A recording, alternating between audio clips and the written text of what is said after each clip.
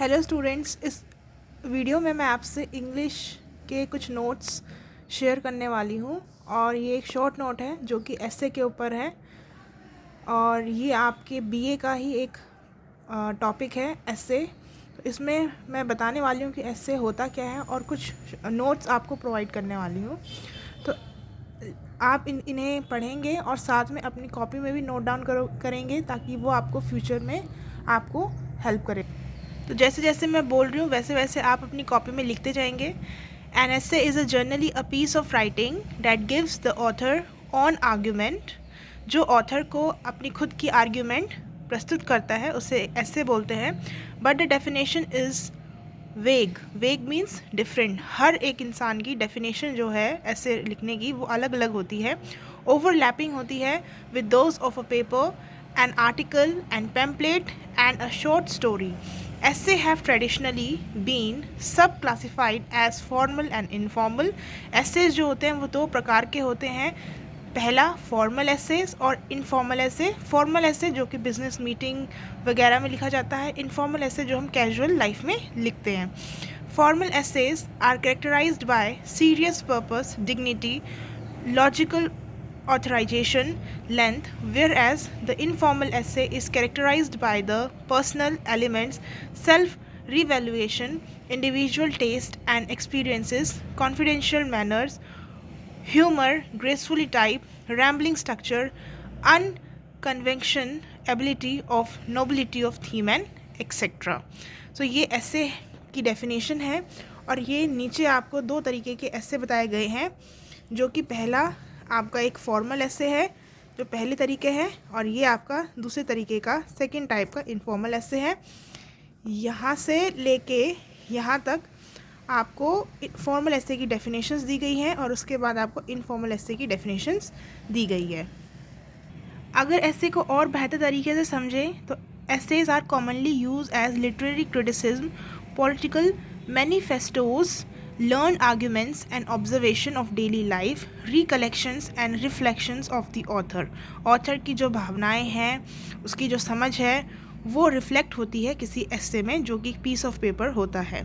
Almost all modern essays are written in prose, but works in verse has been dubbed essays. Example: Alexander Pope, an essay on criticism and an essay on man, with Bravely usually an essay on man. While Bravely usually defines an essay concerning human understanding, and Thomas Malthus an essay on the principles of population are counter examples. तो कुछ और examples दिए गए हैं ऐसे के जो कि अगर आप अपने नोट्स में लिखेंगे तो आपको बहुत ग्रेसफुली मार्क्स मिलेंगे, बहुत अच्छे मार्क्स मिलेंगे। In more countries essays have become a major part of formal education. Secondary importance, students are taught structured essay formats to improve their writing skills. Admission essays are often used by university in selecting applicants and in the humanities. Applicants मतलब जो application forms आते हैं वो university को accept करने में ऐसे लिखा जाता है, तो यूनिवर्सिटी एक्सेप्ट करती है। In humanities and social science essays are usually often used as a way of assessing the performance of students during final examination. और जो कई बार आप एग्ज़ाम्स लिखते हैं वो भी क्या होते हैं, सब्जेक्टिव टाइप होते हैं, जिसमें आप एसेज लिखते हैं जो कि आप नॉर्मली एग्ज़ाम देते हैं बीए एमए के। The concept of essay has been extended to other media beyond writing. जैसे फिल्म एसे, जो फिल्म की स्क्रिप्ट लिखी जाती है वो भी एक तरीके क्या है, निबंध है, वो भी एक तरीके का एसे है। And photographic writing.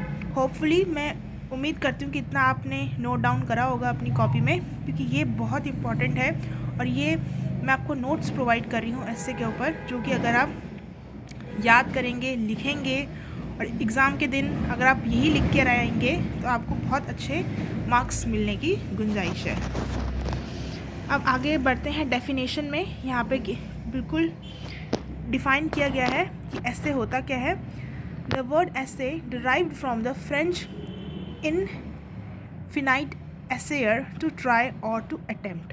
ठीक है, पहले आप ऐसे में ट्राई करते हैं, अटेम्प्ट करते हैं, तो ये ऐसे का वर्ड का मतलब होता है। जैसे कि मेरा नाम है नियति, तो उसका मतलब क्या है, डेस्टिनी। ऐसी ऐसे जो है उसका मतलब क्या है, to try or to attempt. In English essay first meant a trial or an attempt and to still an alternative meaning. The Frenchman Michel Michel Montaigne. Who is Michel Montaigne? Is the father of English essay.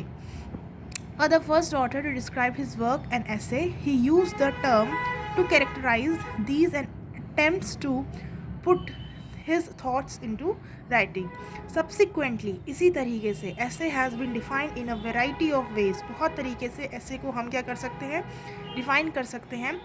On definition is prose composition with a focused subject of discussion or a long systematic discourse.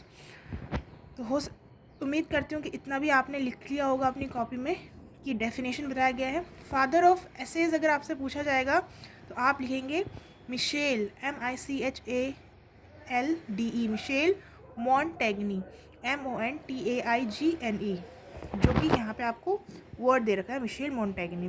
और अगर आपसे पूछा जाएगा father of English essay तो आप क्या लिखेंगे, Francis Bacon, FRANCIS, Francis Bacon. ये दो बहुत इंपॉर्टेंट है, who is father of essays and father of English essay. तो होपफुली आप इसमें कंफ्यूज नहीं होंगे. आगे और the last important, very important, very important paragraph is this. These three poles or world in which the essay are exist करता है कौन, essay, इन तीन important part में. Part number 1, part number 2 and part number 3. What are these important part? आप इसको एक diagram के रूप में भी या बॉक्सेस में भी ड्रॉ कर सकते हैं, एक डायग्राम के रूप में, एक टेबल के फॉर्म में. तो आपको बहुत अच्छे मार्क्स मिलने की गुंजाइश है. The personal and a biographical, पहला. Objective, the fact and the particular, concrete, the abstract universe. अब हम आते हैं इसमें द 4 टाइप ऑफ ऐसे. इसमें आप डिफरेंट बॉक्सेस बना सकते हैं, 1 बॉक्स, 2 बॉक्स, 3 बॉक्स, 4 बॉक्स. और उसमें आप नरेटिव ऐसे लिख सकते हैं, किसी के बारे में आप नरेट कर रहे हैं. फॉर एग्जांपल आप बारे में लिख रहे हैं, श्री राम के बारे में लिख रहे हैं, तो वो नरेटिव ऐसे हो गया. डिस्क्रिप्टिव, आप किसी चीज़ को डिस्क्राइब कर रहे हैं, किसी चीज़ की प्रॉपर्टीज़, कैरेक्टरिस्टिक्स, वो डिस्क्रिप्टिव हो गया. जैसे कि आप iPhone 16 के बारे में डिस्क्राइब कर रहे हैं तो डिस्क्रिप्टिव हो गया. एक्सपोजिटरी ऐसे, एक्सपोज कर रहे हैं किसी चीज़ के बारे में, कुछ चीज़ नया बता रहे हैं, एक्सपोजिटरी ऐसे हो गया. परक्यूसिव एसेज भी होते हैं जो पर्पसफुली लिखे जाते हैं, दैट इज़ परक्यूसिव एसेज. ओके, तो थैंक यू. यहाँ पे मैंने लास्ट में लिखा है कि कंपैरिजन एंड कॉन्ट्रास्ट ऐसे, ये और अदर टाइप के एसेज होते हैं, इनको उसको इग्नोर कीजिएगा. आप ये जो मैंने पैराग्राफ लिखा है इसमें आप कंसंट्रेट कीजिएगा. तो ये मेरी एक शॉर्ट समरी है जो कि मैंने एसेज के ऊपर लिखी है. आप इस पेज का स्क्रीनशॉट ले सकते हैं. Thank you and have a very nice day. Hopefully मैं उम्मीद करती हूँ कि ये आपको हेल्प आया होगा.